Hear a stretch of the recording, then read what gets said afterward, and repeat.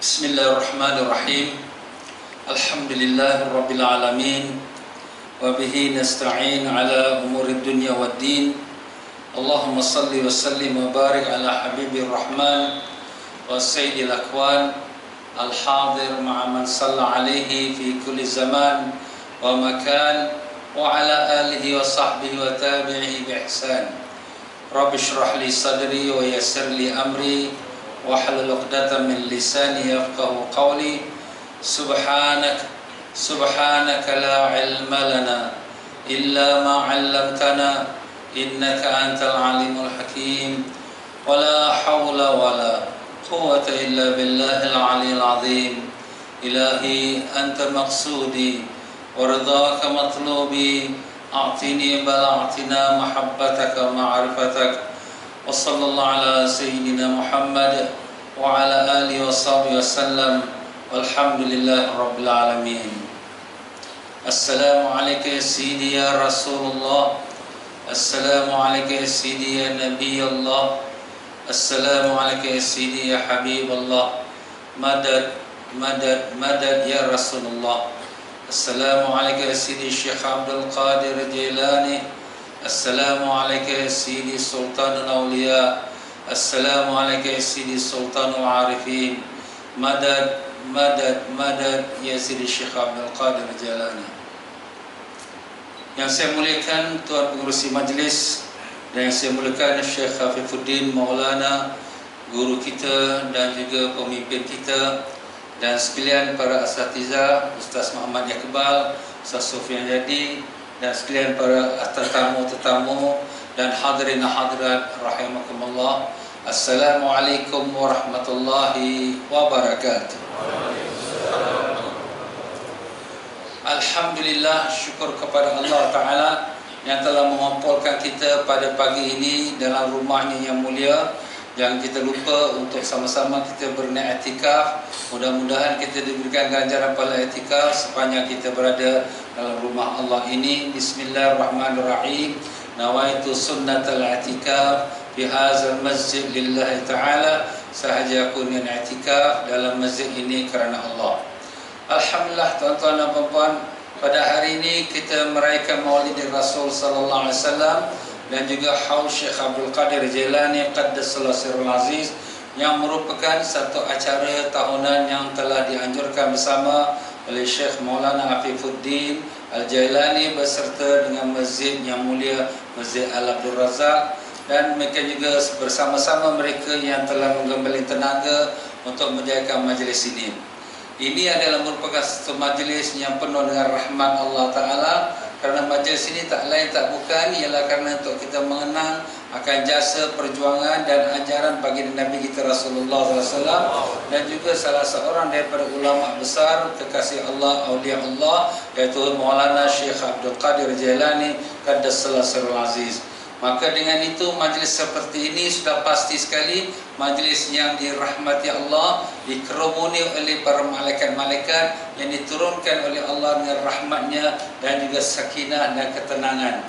Itulah yang telah disabdakan oleh Nabi sallallahu alaihi wasallam, majtama qaumun fi baitin min buyutillah yatluna kitaballah wa yatadarasuna fi ma bainahum illa nazalat alimus sakinah wa ghasyiyatuhumur rahmah wa hafathumul malaika wa zakarahumullah fi man 'inda aw kama qala alaihi salatu wassalam. Yang artinya tidak berkumpul sesatu kaum dalam rumah daripada rumah-rumah Allah seperti mana sekarang kita berada, dan demikianlah mereka membaca kitab Allah, membaca ayat-ayat Quran dan mempelajari, mengenal, mengetahui apa yang disebutkan oleh Allah dan disebutkan oleh Rasul sallallahu alaihi wasallam, melainkan akan turunlah atas mereka ketenangan, sakinah, ketenangan.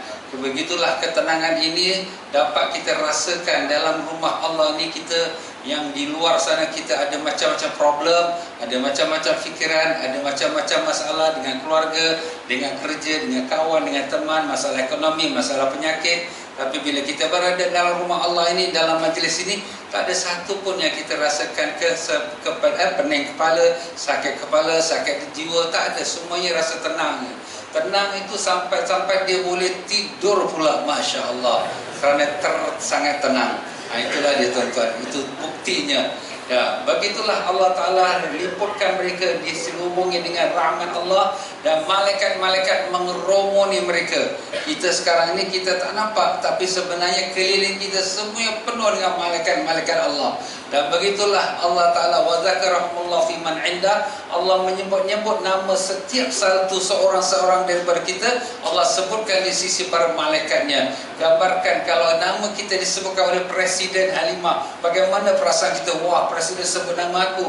Ini Presiden alam dunia seluruhnya menyebut nama kita satu setiap seorang kita. Di mana? Di sisi para malaikatnya. Inilah kemuliaan majlis kita pada hari ini, tuan-tuan dan puan-puan. Sebab itulah sini kita bersyukur pada Allah Ta'ala.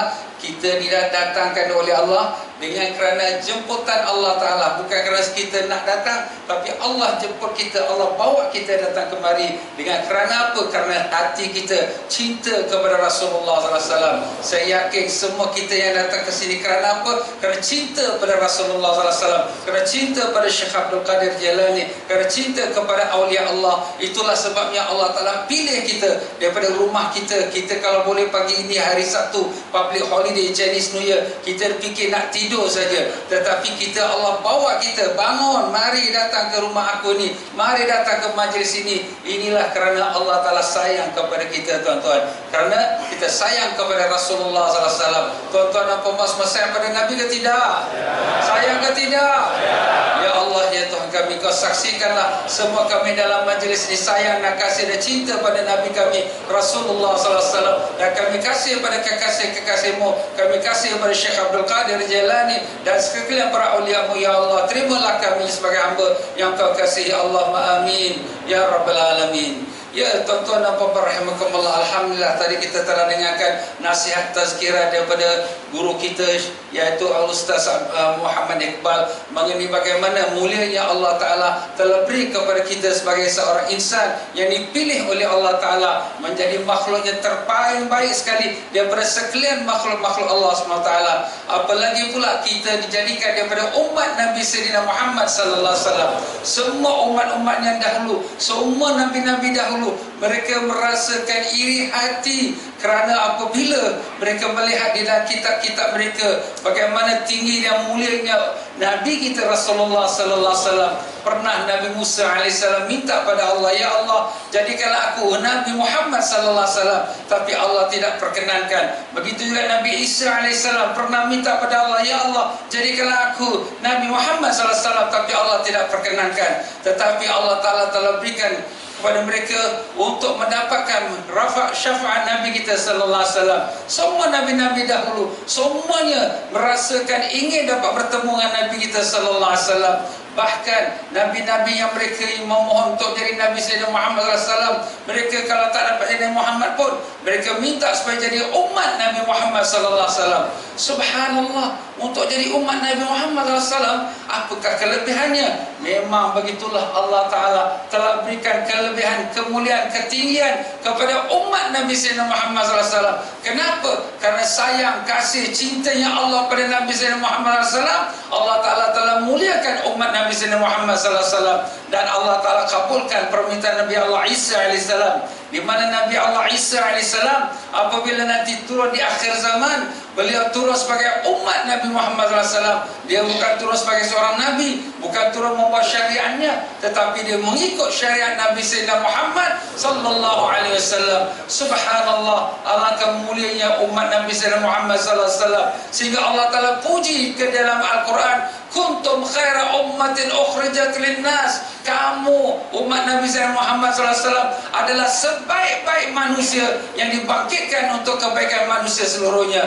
Subhanallah, tuan-tuan, ini pujian datang daripada siapa? Daripada Allah Subhanahu Wa Taala. Memuji siapa? Memuji umat Nabi Muhammad SAW. Kenapa? Kerana kasihnya Allah pada Nabi Sayyidina Muhammad sallallahu alaihi wasallam, di mana di yaumul akhirat kelak tidak akan masuk ke dalam syurga yang pertama melainkan umat Nabi Sayyidina Muhammad sallallahu alaihi wasallam masuk ke syurga yang pertama. Subhanallah, kita umat yang terakhir, tetapi kitalah umat yang pertama masuk ke syurga Allah Subhanahu Wa Taala. Kenapa? Kerana kasih dan sayang dan cinta kita kepada Nabi kita Rasulullah sallallahu alaihi wasallam. Maka sebab itulah Nabi kita sallallahu alaihi Wasallam berkata, kullu ummati yadkhulunal jannah, semua umat aku masuk syurga. Tuan-tuan nak masuk syurga ke tidak? Nak ke tidak? Allahumma ya Allah, jadikanlah kami semua pada ahli syurga-Mu ya Allah, yang hadir, yang gaib, yang hidup dan yang mati, atas dasar kami kasih dan cinta pada Nabi-Mu Rasulullah SAW. Allahumma amin ya rabbal alamin. Begitulah Nabi katakan, kullu ummati yadkhulunal jannah, semua umat aku masuk syurga, illa man aba, melainkan orang yang tak mau. Jadi siapa yang tak mau? Sahabat-sahabat pun terkejut.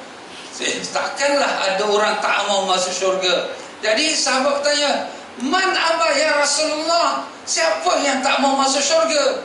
Maka Nabi menjawab, man ata'ani dakhala jannah wa man asani faqad aba. Sesiapa yang taat padaku, maka dialah yang masuk syurga, dan sesiapa yang derhaka padaku, dialah yang tak mau masuk syurga. Allahu Akbar. Jadi tuan-tuan dan puan-puan rahimakumullah, semua umat Nabi Rasulullah sallallahu alaihi wasallam masuk syurga.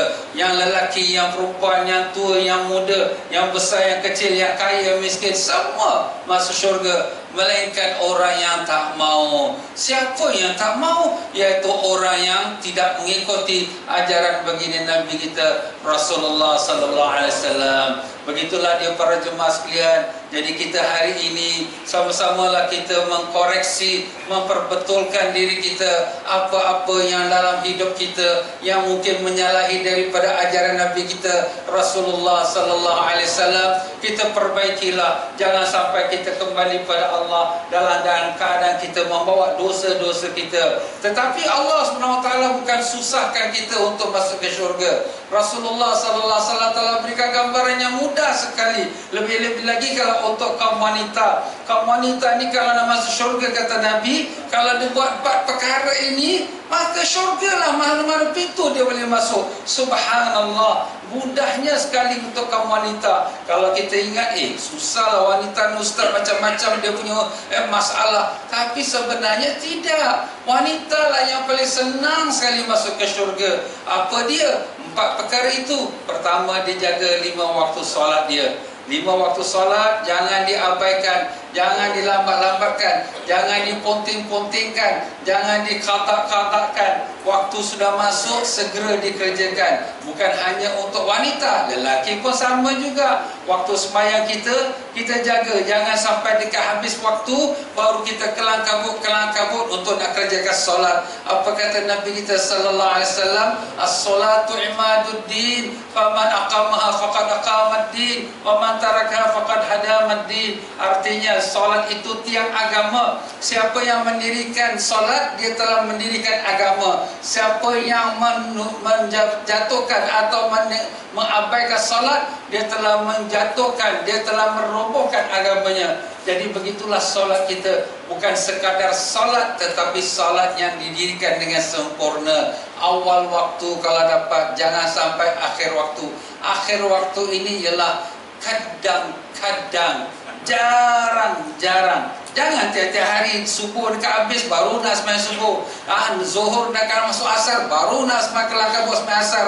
Asar nak masuk maghrib baru nak sembahyang asar. Ini maaf kata sifat orang-orang munafik. Orang-orang munafik itu kata Allah Ta'ala, la yaqumu salana illa kusala. Mereka itu tidak mendirikan sembahyang melainkan malas mereka sembahyang. Jadi kita kaum ibu khususnya dan kaum bapa juga yang ketinggalan daripada mendirikan solat 5 waktu ini, jaga khususnya sembahyang fardu subuh dan sembahyang waktu asar. Kerana itulah waktu yang kadang-kala sibuk dengan tidur, dan waktu asar itu sibuk dengan permainan dunia kita. Dan demikianlah kita solat ini bukan hanya sekadar solat, jaga wuduk-wuduknya, jaga hukum syariatnya yang sah batalnya. Berapa ramai daripada orang yang solat tetapi neraka untuk mereka. Fawailul lil musallin, neraka untuk orang-orang yang solat. Kenapa pula neraka untuk orang yang solat? Dan dia solat, alladzina hum an salatihim sahun, mereka yang lalai lalai dari solatnya. Dalam solat itu tak diingat akan hukumnya, tak dilakukan dengan sempurna rukuk sujudnya, tidak ada tumak ninah, bacaan Fatihah potongan langgang, dan kemudian tidak khusyuk, tak mengingati kepada Allah dalam solatnya. Sedangkan tujuan solat itu, kata Allah Ta'ala, wa aqimus salata lidzikri, dirikanlah solat itu untuk mengingatiku. Tetapi kita dalam solat kita ingat seluruh urusan dunia kita, tapi kita tidak mengingati Allah. Hanya pada waktu takbiratul ihram, aku solat fardu zuhur 4 rakaat kerana Allah. Itu saja yang kita ingat pada Allah. Maaf tuan-tuan dan puan-puan ya, bukan kita nak kata apa-apa, tapi sebagai kita mengingatkan antara sesama kita, jagalah solat itu. Anak-anak kita yang masih kecil lagi, kita latih mereka untuk salat. Jangan dibiarkan sampai tak apalah, dia budak-budak, dia belum hukum balik, belum wajib lagi, kita nak tunggu dia balik. Bila? Baru kita nak suruh salat. Masa tu dia sudah besar, sudah lihat, dah susah nak salat. Masa tu kita suruh dia salat, dia lari pada rumah, dia tak mau duduk kat rumah. Kenapa? Susahlah kat rumah, nak kena bangun salat. Jadi sebab itulah sini Nabi sallallahu alaihi wasallam mengajar pada kita, iaitu muru auladakum bis-salah wa hum abna'u sab'in wadribuhum 'alaiha wa hum abna'u 'ashrin wa farriquhum fil madaji'. Artinya, mensuruh anak-anak kamu tu salat. Umur mereka tu dalam umur 7 tahun. 7 tahun dah disuruh salat, dan rotankan mereka kalau tak salah umur 10 tahun. Jadi umur 7 tahun itu kita manja-manjakan dia. Barilah anak, mari salat sayang, salat. Itu bapa bagi coklat, bapa bawa jalan. Jadi kita berikan dia kegemaran untuk salat. Tapi kalau dah training 3 tahun, dah rekrut 3 tahun, dah masuk private umur 10 tahun, kalau tak salat ini rotan nanti. Wah, dia pun dah takut. Tapi apabila dia dah biasa salat sampai umur 15 tahun, dia sudah balik, tak payah kita suruh dia salat. Dia tahulah waktu solat, dia tahu dia nak semayang, dia tahu dia nak pergi masjid. Kenapa? Sudah training 5 tahun. Kerana itulah Nabi suruh kita memulakan mendidik anak-anak kita daripada kecil. Bukan umur dah 15 tahun baru kita suruh sembahyang. Masa itulah dia dah lihat, dia dah campur dengan kawan-kawan kat luar. Masa tu dia sudah keras. Masa tu dia kata, sudahlah, susahlah duduk kat rumah ni, lagi baik aku cari kawan-kawan kat luar. Dan dia tinggalkan rumah. Inilah yang berlaku dalam masyarakat kita. Sebab apa? Didikan agama itu tak diterapkan daripada anak kecil lagi. Sebab tu sini jangan ambil ringan para jemaah. Bila-bila kita yang ada anak-anak kecil, ataupun kita kata ada kita kata cucu-cucu kita. Sebab itulah Allah Ta'ala firmankan, ya ayyuhalladzina amanu qu anfusakum wa ahlikum nara wa quduhan nas wal hijara. Wahai orang beriman, peliharalah diri kamu dari api neraka dan ahli keluarga kamu semua. Dari arti katanya lain, bukan kita saja dah solat, bukan saja kita pergi masjid, bukan saja kita zikir, tapi anak-anak kita pun, family kita, anak-anak kita, isteri kita, mari solat sama-sama. Kalau kita dalam rumah, kita ada 3 orang, kita salat masing-masing sendiri-sendiri, maka Nabi mengatakan rumah kita sudah dikuasai oleh syaitan. Kenapa? Sebab kalau sekiranya kita bertiga, hendaklah kita solat berjemaah. Ayah semayang makmumnya, anaknya, isterinya jadi makmum. Allah rahmat rumah tu tuan-tuan. Tapi ayah semayang sendiri, ini isteri semayang sendiri, ini anak semayang sendiri, itu rumah sudah dikuasai oleh syaitan. Jadi kalau kita kata rumah tu berantu, berantu? Yelah, semayang tu masing-masing sendiri-sendiri. Hantu tu dari mana? Hantu tu syaitan lah tu. Nampak tuan-tuan? Jadi begitulah dia tuan-tuan dan puan-puan, kita nak tahu rumah kita tu ada syaitan ke tidak. Kalau sekiranya kita sembahyang, semua masing-masing sendiri-sendiri saja. Sebab tu kalau boleh, kita ajak berjemaah. Bangun-bangun subuh, mari sembahyang sama-sama dengan bapa. Ini ustaz ni ada menantu saya. Bangun menantu, jangan tidur je jadi hantu apa ni. Bangun sembahyang. Ini kita punya kewajipan tuan-tuan. Kita kena jaga solat ini. Kalau kita tak jaga solat ini, Allah Ta'ala akan sia-siakan hidup kita. Amalan kita semua tergantung kalau sekiranya kita tak jaga solat kita. Begitulah kaum ibu, wanita yang nak masuk syurga. Mereka jaga 4 perkara ini. Pertama, iaitu menjaga 5 waktu solat. Yang keduanya, menjaga auratnya, tutup auratnya. Aurat wanita seluruh tubuh badan melainkan muka dan 2 tapak tangan. Macam mana di dalam solat, macam itulah dia di luar solat daripada laki-laki ajnabi. Begitulah Rasulullah sallallahu alaihi wasallam apabila masuk ke rumah Siti Aisyah radhiyallahu anha, di dalam rumah Siti Aisyah ada kakaknya Asma. Asma memakai baju yang tipis, jadi nampaklah jarang-jarang tubuh badannya. Nabi sallallahu alaihi wasallam pun memalingkan wajahnya dan Nabi pun berkata, "Ya Asma, innal mar'ata idza balaghatil mahid fala yasluh an yurha minha syai' illa hadza wa hadza." Wahai Asma, sesungguhnya wanita itu apabila sudah balik, maka tidak boleh dilihat daripada tubuh badannya melainkan ini dan ini, sampai menunjuk ke muka dan 2 tapak tangan. Hadis riwayat Imam Abu Daud. Jadi dalam hadis ini menunjukkan wanita ini bila dia berhadapan dengan lelaki ajnabi, maka dia wajiblah tutup auratnya daripada hujung rambutnya sampai hujung kaki. Yang boleh dibuka hanya muka dan 2 tapak tangan, seperti kita dalam solat. Itulah kewajipan wanita. Apalagi kalau dia keluar berjalan ataupun naik kenderaan awam, bas ke MRT ke, wajiblah dia menutup auratnya, tutuplah kepalanya. Dan inilah kewajipan suami-suami dan ayah-ayah. Pastikan istrinya, anak-anak gadisnya menutup aurat. Satu helai rambut yang dibuka untuk dilihat oleh lelaki ajnabi, maka wanita itu akan digantung atas api neraka selama 70 tahun. 70 tahun satu helai rambutnya kalau dibuka dilihat oleh lelaki ajnabi. Bagaimana kalau dibuka seluruh kepalanya, berpuluh-puluh ribu rambut yang ada atas kepalanya. Na'udzubillah min zalik. Jadi jagalah aurat kita wanita maupun kita di luar rumah. Dan walaupun dalam rumah, kalau ada tetamu-tetamu yang datang yang bukan daripada mahram kita, bukan daripada keluarga family kita, maka jagalah auratnya. Begitulah dia wanita juga dimudahkan Allah untuk masuk ke syurga apabila dia berpuasa bulan Ramadan, iaitu dia solat dan dia menutup aurat dan berpuasa bulan Ramadan 30 hari. Alhamdulillah, kita pun tak susah buat puasanya, hanya setahun 30 hari atau 29 hari pada bulan Ramadan. Dan yang keempat, yang terakhirnya, ialah wanita itu taat pada suaminya. Maka apabila dia taat pada suaminya, dia ikut apa yang suami dia suruh, cara yang baik, mengikut syariat, tidak menyalahi hukum agama, maka dia bolehlah, bahkan wajib ditaati pada suaminya. La ta'ata li makhluk fi maksiatil khaliq. Tidak ada ketaatan kepada makhluk dalam masa yang sama dia membuat maksiat kepada Allah Ta'ala. Jadi arti katanya lain, kalau sekiranya suami suruh dia buat perkara dosa, marilah ikut pergi parti, marilah pakai pakaian yang membuka aurat, maka ini tak boleh kita ikut. Hukumnya haram kerana melanggar perintah Allah SWT. Sebab Nabi sallallahu alaihi wasallam telah menyebutkan di dalam sepotong hadis diriwayatkan oleh Imam Muslim, sinfani min ahli nari lam arahuma ba'd. 2 golongan yang aku tak pernah lihat lagi daripada ahli neraka, iaitu yang pertama, iaitu kaum ma'um siyatun kaznabil baqari yadribuna bihan nas. Satu golongan yang di mana mereka itu mempunyai rotan seperti ekornya lembu, memukul manusia dengan kezaliman. Artinya golongan yang ada kuasa tapi menggunakan kuasa untuk kezaliman. Golongan yang kedua daripada ahli neraka yang Nabi kata tak pernah Nabi lihat lagi, iaitu zaman Nabi, tapi mungkin sekarang dah banyak. Nisaun kasiyatun ariyatun, iaitu wanita yang berpakaian tetapi bertelanjang. Kenapa pula Nabi kata berpakaian tapi telanjang? Berkata Imam Nawawi rahimahullah ta'ala dalam menafsirkan akan hadis ini, pakaiannya itu tidak menutup aurat sempurna.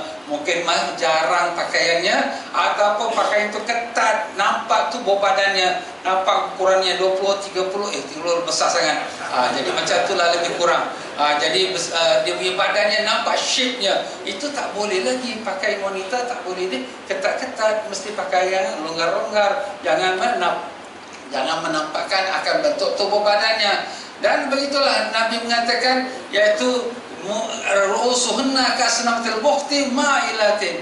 Rambut mereka itu tinggi seperti bongkok unta. Jadi ditinggi-tinggikan kepada punya rambutnya, dibuat macam-macam shape dengan rupa-rupanya berbagai-bagai, seperti itu kita katakan sarang tabuhan ke ataupun seperti apa pun. Ini pun tak boleh juga. Wa ma'ilatin, dan dia berjalan tu lengang-lenggok nak menarik perhatian orang-orang lelaki.